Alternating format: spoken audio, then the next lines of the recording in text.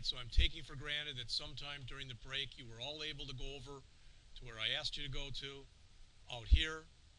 All right, the P drive for the class with the folder with today's date on it, and you were able to find this employee copy thing, copy it to the clipboard, and then just paste it in here. Okay? Now, I want to show you, this is the completed one, just so you see it. And I took a lot of the stuff out of here, but what I put in here is hours worked. So if you put in 40 and 10, $400, what you'd imagine. All right? If you put in 50 and 10, it's $550. So in other words, you work 10 hours of overtime, and your overtime rate is 1.5. That makes sense? So that's what we're going to put in here right now.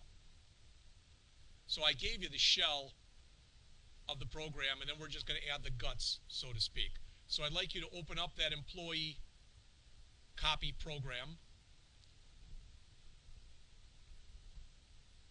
And I did not, this is on me, I wrote it literally right before class, so I did not put comments in here. I should have. That's not an excuse. That's just wrong.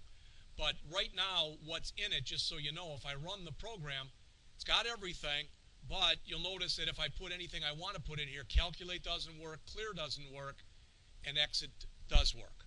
So in other words, we're going to have to come in now and add the code for the clear button and add the code for the calculate button. That makes sense to people? That's what we're going to do for the rest of the class. All right, and I'll get you started, but this is all stuff that every one of you in here should be able to do by now. So the first thing that we want to do is we want to put in the code for our clear button. All right, and our clear button wants to clear this, this, this, and then put the focus there. So I'd like you to write those 4 lines of code to clear this, which is called text box hours worked, to clear this, text box hourly rate, to clear this, text box gross pay, and to put the focus back in text box hours worked. And I will give you about 2 minutes, all right, to do that, and then I'll write it.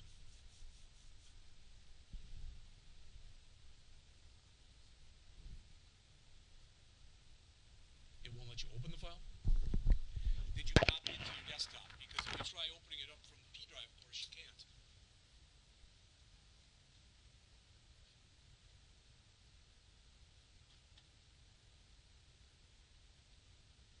No, that's not what you want. With your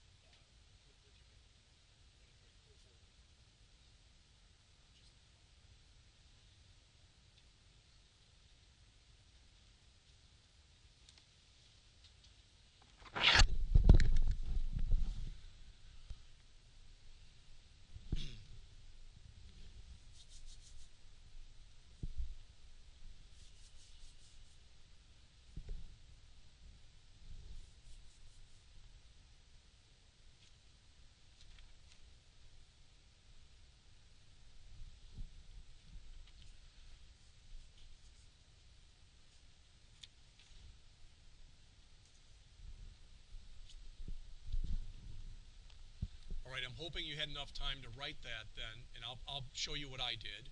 I'll do it. So again, I want to take text box, and what do we have? First we had hours worked.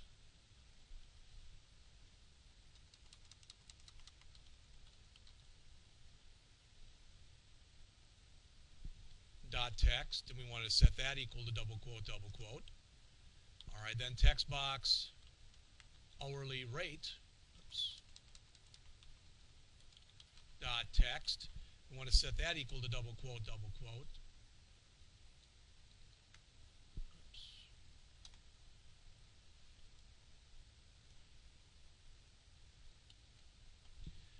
And then we wanted to take the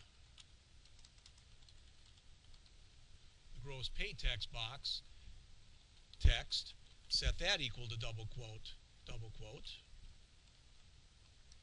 And then finally we wanted to go back to this and set the focus here.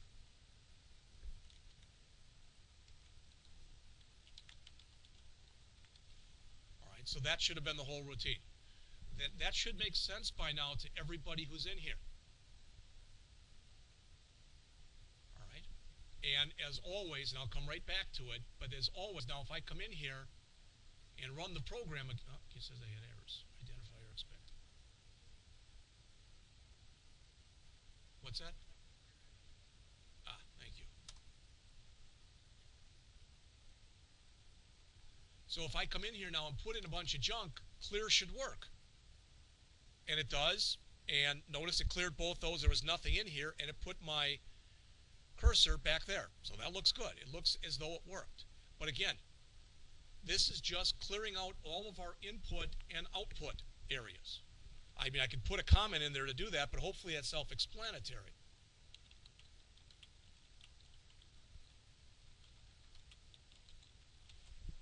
All right. We've already got the code up here that's handling our exit button, so we don't have to worry about that. So the program, in many ways, is 2/3 completed. Unfortunately, the third that's left is the one with the most code. All right? So what I'm going to do is I'm going to get you started on it, and then I'm going to kind of turn you loose, and then we'll come back and look at it some more as a class. But this is what I did in here. Again, as I showed you in the last example, I came in here, and first I set up some program constants.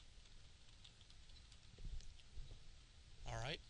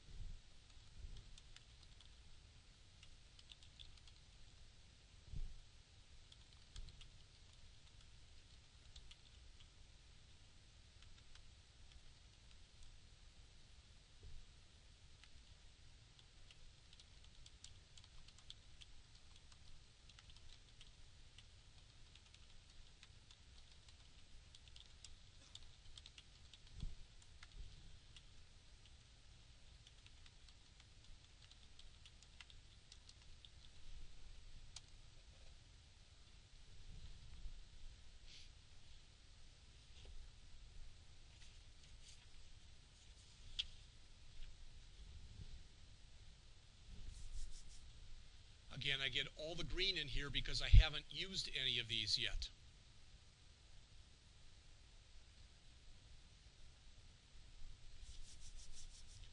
And you'll notice it says 9 warnings, and that's what all the warnings are. I've assigned those values, but I haven't used them. So if I count these, it should equal 9. 1, 2, 3, 4, 5, 6, 7, 8, 9. No errors right now in the program, but 9 warnings. And as you can see, I at least tried to take my variable names and make them at least somewhat, so you could see what the heck I was trying to do with them.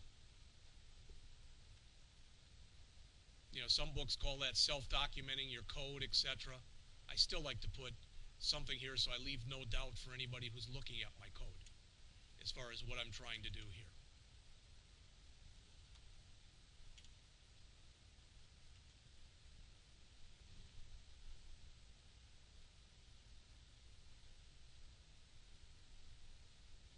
Good time to save.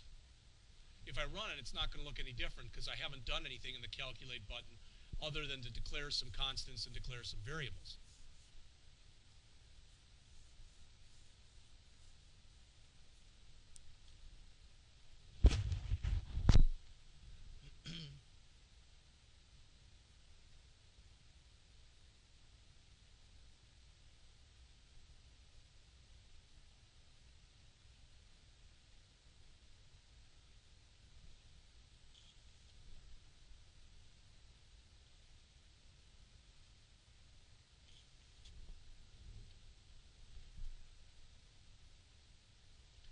So again, if you look up on the screen here, all right, we've got three variables here: hours worked, hourly rate, and gross pay. That'll be this one, and this one. But remember, when we put them in, when we input them, since we're inputting them into text boxes, they're automatically put in as text or strings. So we're going to have to convert those over. That's what we're going to do next. So we've got our exit stuff done.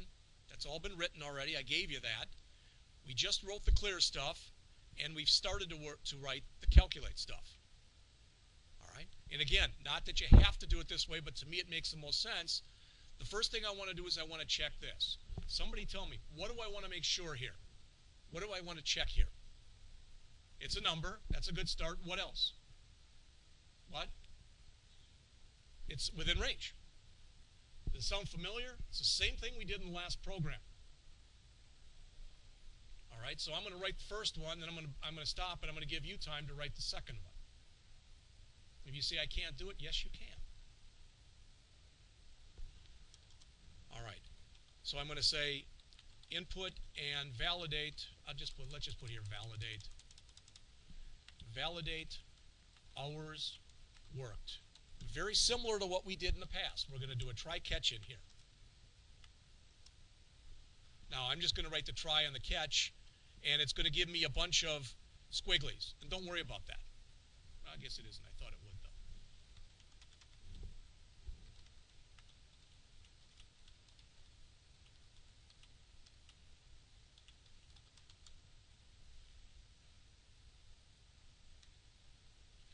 In the last example, we were converting to an int. Now we're converting to a double.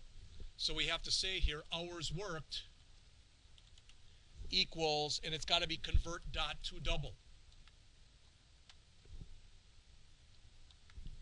And I'm going to move this over because otherwise you're not going to have enough room to see it.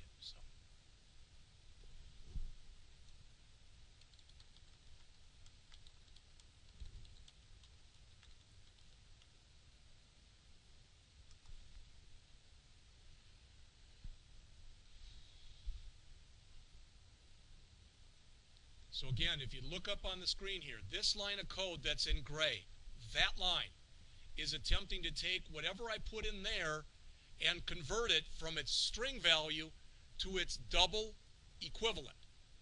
And if it doesn't work, it's because I left it blank or I put something in there that was non-numeric. I could put a gazillion in there now and that would still handle it.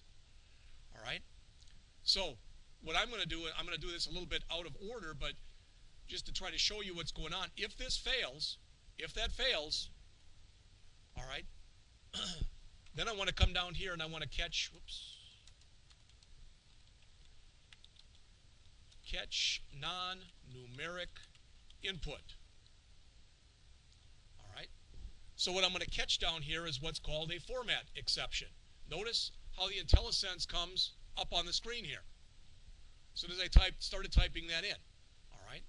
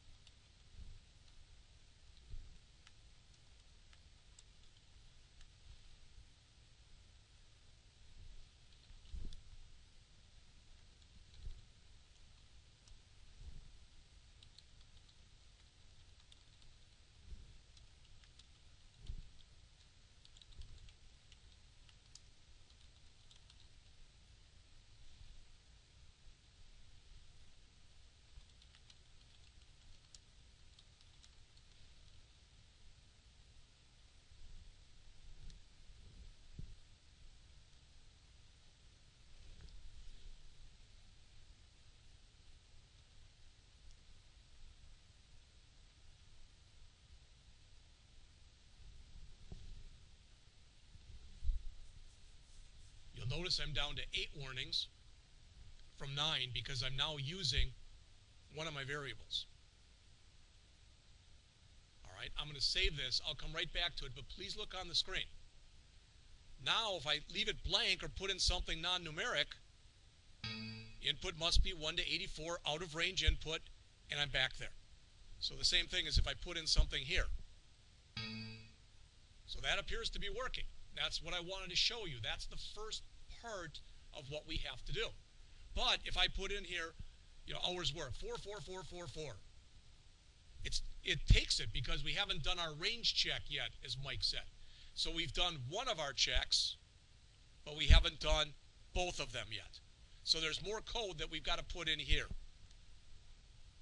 We'll do that in a second.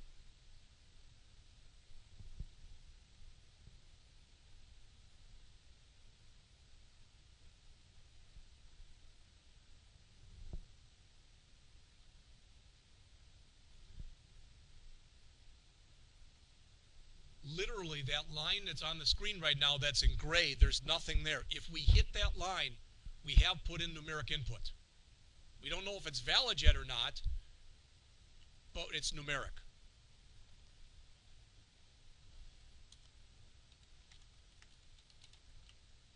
So now I'm going to perform range checks.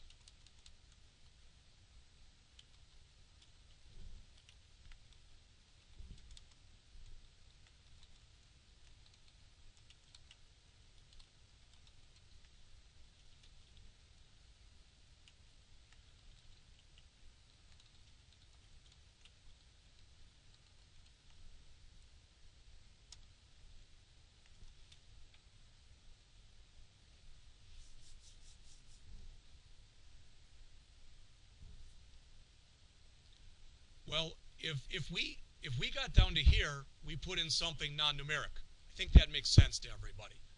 But in here, it's not that it's non-numeric, it's out of range. All right? But we want to do basically the same thing. So I'm going to steal all this code. And I'll just change the message that I put in here.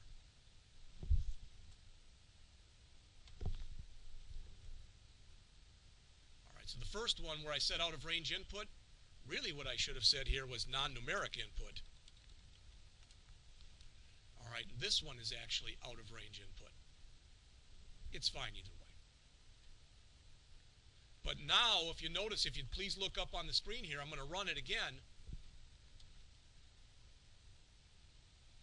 And now if I run it, because I changed that message, now if I put something non-numeric, it comes back non-numeric input, input must be 1 to 84. And if I put in something out of range numerically, it says out of range input, input must be 1 to 84. Everybody see that? And I did something in here that, for lack of better words, is a little cheesy. All right? I hard-coded those numbers in there. I didn't have to do that. I already have constants that hold those numbers. So I really could have said, instead of input must be between this, I could have said input must be between, and then I could have said here, just basically added to this, and I could have said min hours and max hours. All right? What doesn't it like? Oh, I'll put a plus sign there. So you'll notice by doing that right there, if I run it again and I put in something that's out of range, it still says must be between 1 and 84, exactly the way it did before. But now, the advantage of doing it the way that I just showed you, doing it this way, is if the minimum or the maximum hours ever change up here, I don't have to change it down here. See the difference? Since I changed it up here, I'm going to change the one down below the exact same way. Oops.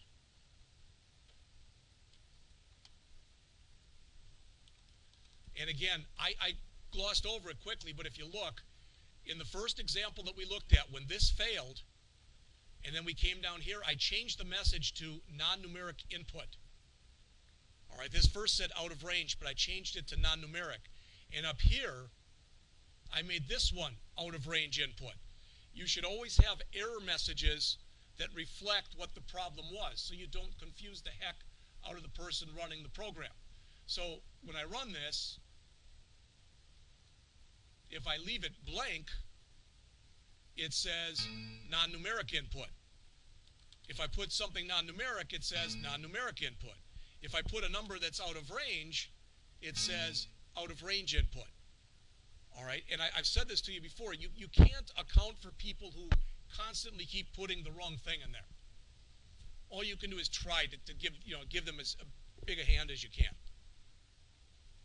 All right.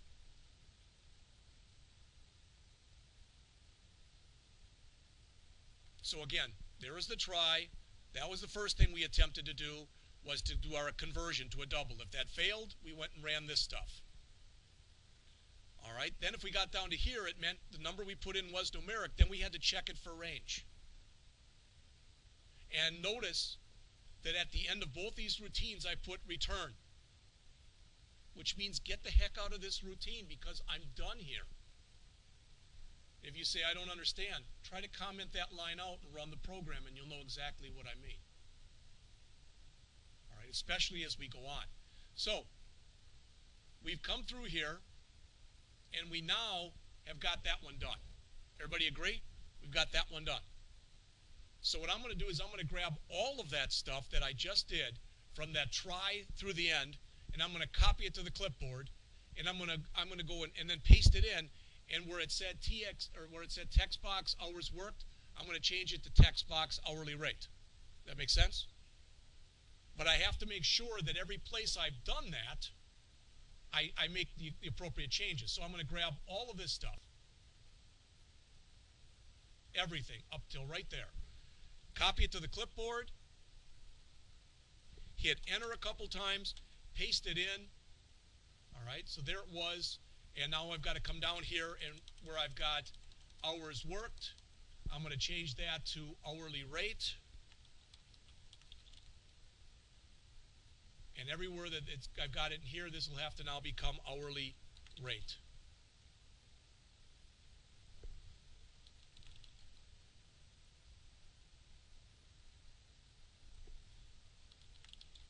Make sure you change this to min rate and max rate.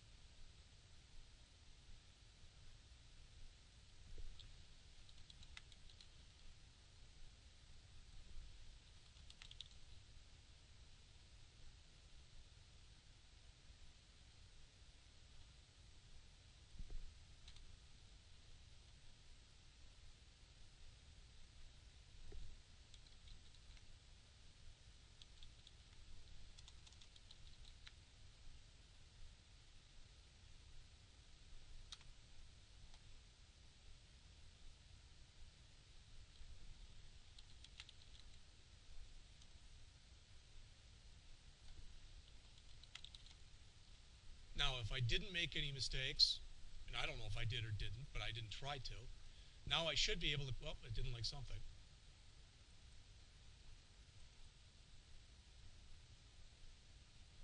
I may have accidentally removed a curly brace here, I don't know. All right, expected catcher finally. Oh, that's why, because I don't want that there. Yes, I did. There's my try. There's my catch. So try, catch, format exception.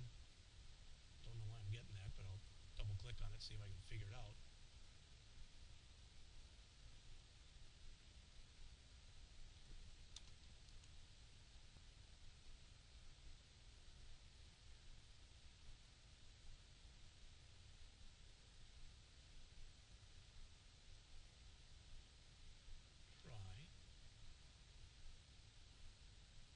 Somehow I removed my catch statement from there.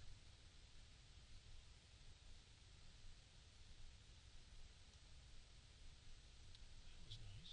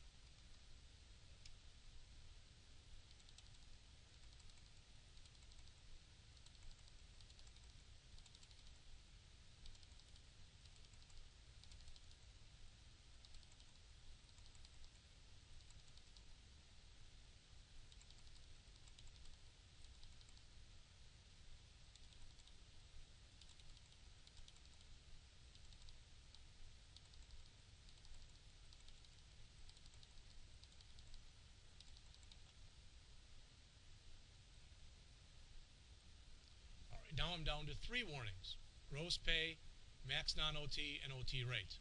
But ideally, if I haven't screwed up, now if I put junk in here, catches it. If I put something out of range, catches it.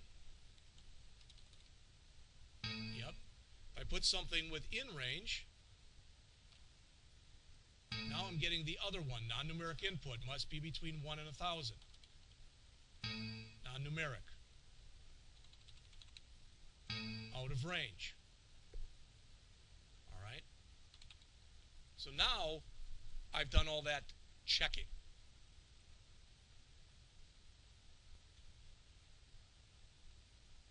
All right, so we came in, and at first we came in and we did the try on the hours worked. So we attempted to convert it to a double.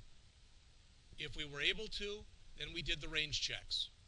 This is the same stuff, so if you fell behind, just go in and take a look at, watch the video or take a look at what we did in that earlier program. All right, so that'll handle that. And if we did put something non-numeric, we're catching it there. If we get down to this line, we know we put a valid hours worked in. So we do the same thing with the hourly rate. We check to see if we can convert it to a double. If we cannot, we do this. If we can, then we do our range check. Exact same thing. So if we get down to this point, we don't have a lot of code to write yet. Maybe 10 or 11 lines, something like that. So if we get down to here,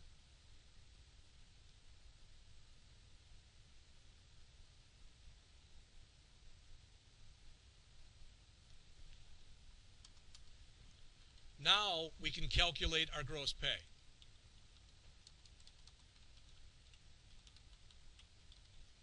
All right? The person worked overtime or they didn't work overtime. That should make sense to everyone.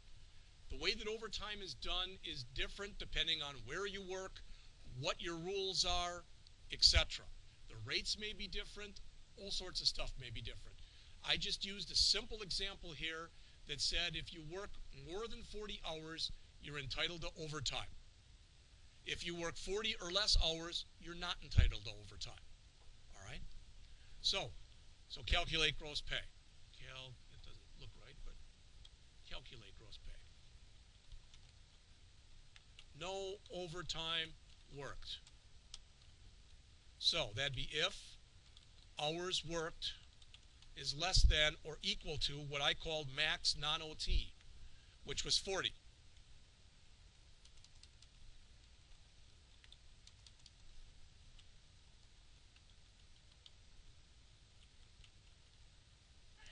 Bless you. So what do I want to do there?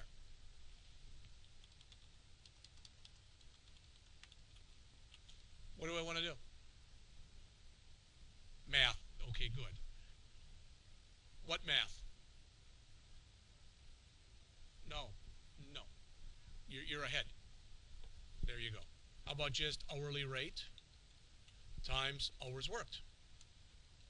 It's straight time. All right, I can even put a little straight time.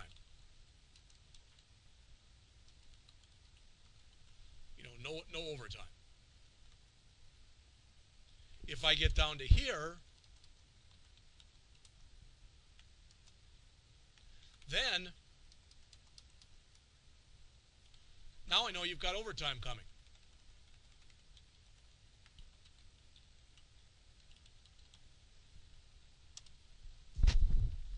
Now I'm going to put something on the board here, but look at it this way. If we said, all right, so here's what we're asking. This is our interface. And here we've got hours worked, here we've got hourly rate, here we've got gross pay, and the associated text boxes here, here, and here. Here's our calculate button, here's our clear button, and here's our exit button. All right, so the only one we care about right here is that one, the calculate button. So if you put 40 in there, and you put 10 in there, you didn't work any overtime. So your gross pay should be 40 times 10, or 400. Okay? That should make sense to everyone. On the other hand, if we change that, we put 50 in here. Then what they're entitled to is 40 times 10, which is 400. But then we've got to add to that what they worked over 40. All right, so their hours minus 40 times their rate, all right, times their overtime rate. Does that make sense? So in other words, they work 10 hours here. That would be 50 minus 40, so that would be 10 hours times $10 an hour times 1.5. And if I did my math right, that would be 150. So they would be entitled to 400 plus 150, which is $550. Does all that make sense? Now, if it's easier for you, you can break that up and write it as a series of steps. And sometimes, especially when people are learning this, it's easier to do it that way. I wrote it as one big thing, so that's what I'm going to put in there. And you can go back if you want to and break it up into a series of steps if you want to do that. All right? And it's pretty long, so I separated it over into 2 lines.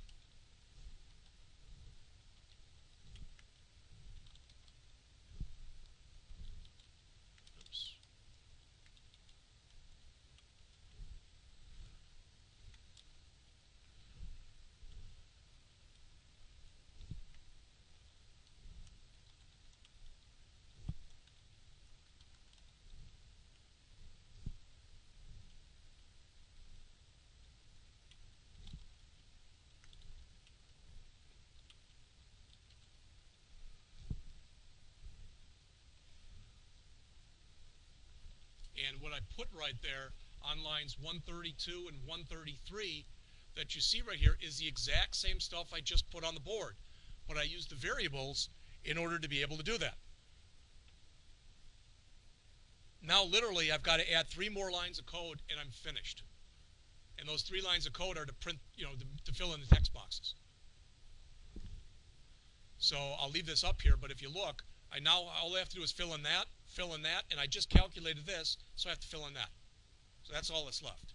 And then the program is finished. So again, this said, if I'm not working any overtime, if the hours worked are less than or equal to 40, just give me straight time. Hourly rate times hours worked. Let's use the same example I just put on the board. So you work 50 hours. So you want to take your first 40 and pay those straight time. That's what that is.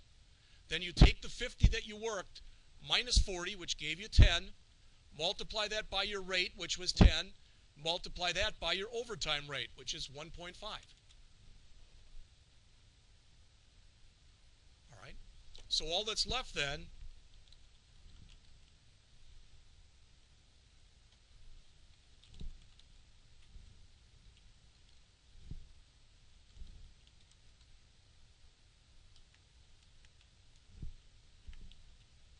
and I'll explain what all this stuff is in just a minute.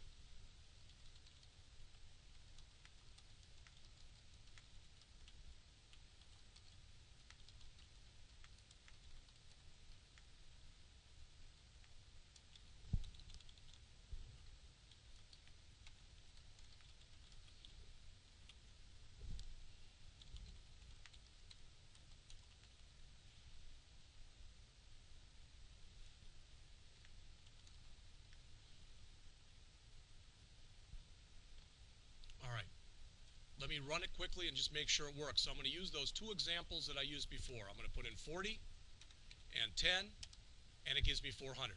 Looks like it's okay. I'm going to put in 50 and put in 10, and it gives me 550. So it appears as though at least it worked.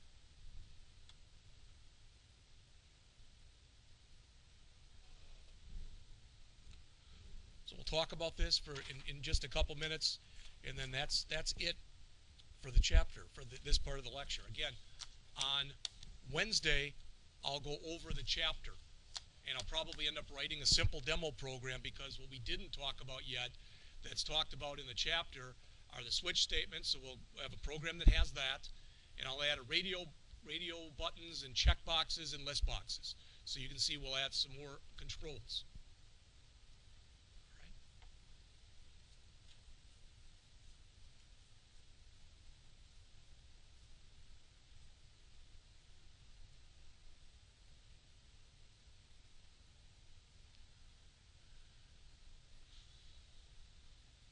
Now this one right here, you don't have to turn this one in. This was just because I knew that we would still have some time, so I thought I'd give you almost the same program as the last one. All right. Those of you who are in the next class, here's a surprise for you. We're going to write BMI in Java, and we're going to write this program in Java. So again, hopefully you see the differences, and more than that, the similarities between the two languages.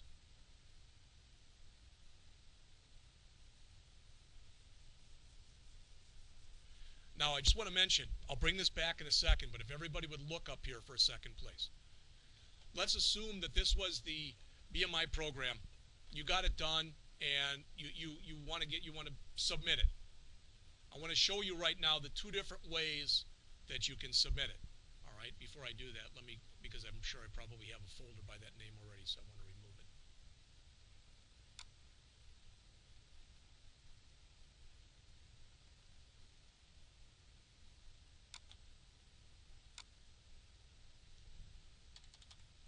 All right, one way that you can do this is you can go over to your H drive,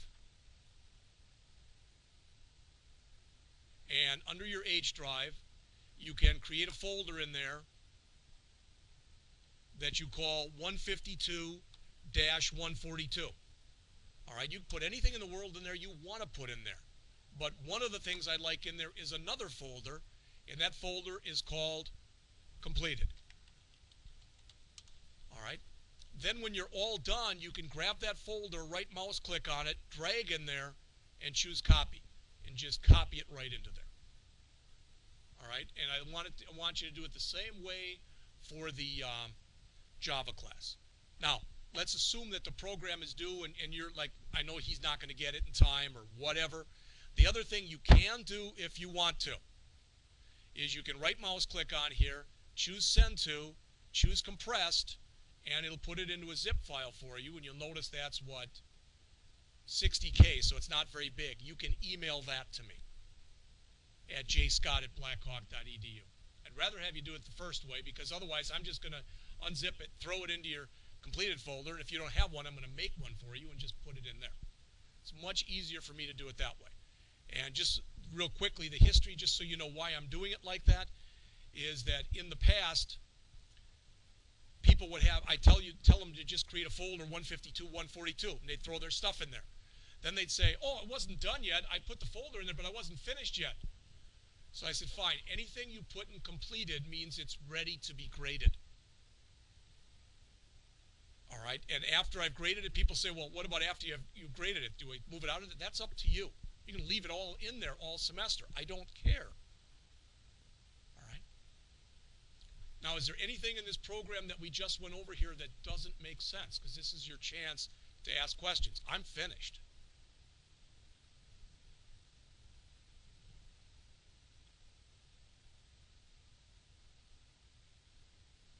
And I know, people say, well, I am in a little trouble and I'd really like to watch the tapes, but I don't have time. I get it. Then you've got to come up with another way of understanding it. If that means constantly asking questions to the lab assistants, reading your book. I know that's a novel idea to some people, but reading your book. All right. We will go over all of the material on Wednesday. And just so you know, your next assignment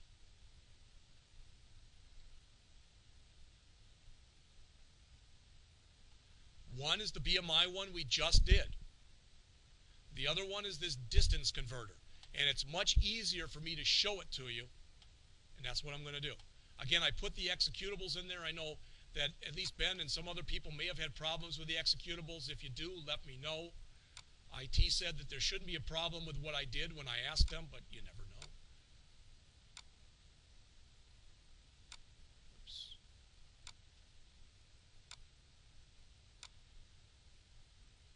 So the other one that you're going to do is this distance converter.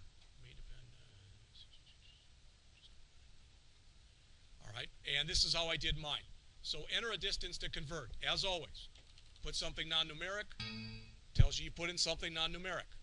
All right, I didn't put minimums and maximums. I just said it had to be greater than 0. Okay? So if I put in here 1, 2, 3, 4, 5, and I convert that from inches to feet, That's how many feet are in 12,135 inches. That's how many yards are in that. All right? So that's the converter you're going to do. And if I try to convert from inches to inches, all I did was I put that in there. From and to are the same, no conversion to do.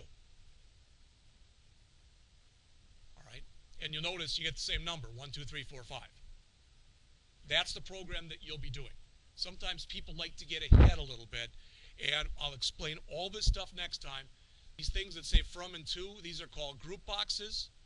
And inside of there, that's a list box, that's a list box, text box, label, label, text box, button, button, button. All right? That's what we're going to be working on then for the next class. Okay? So if you get a chance, please try to at least page through Chapter 4. Next week, again, will be lab in both classes. Then 2 weeks from today, we in Chapter 5. All right? And that's a good place because if you don't know this, what is it, 4 weeks from today, I think? That's at least what I've heard. I think that's when break is. It's early this year. It's after 8 weeks, unless I'm mistaken. But I think it's the 9th. The week of, so the 9th, 10th, 11th, 12th, and 13th will be off that week. All right? That's all that I had.